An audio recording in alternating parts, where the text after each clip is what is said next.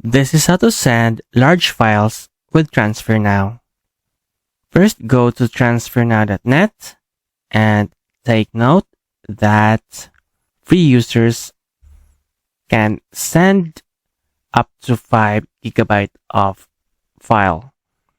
And for premium, you get 250 GB per transfer.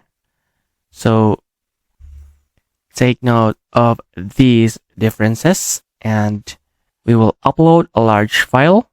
So this one is 100 MB and this one is 1.7 gigabytes. So just open, put your email address here, add a sender name, and add your recipient's email.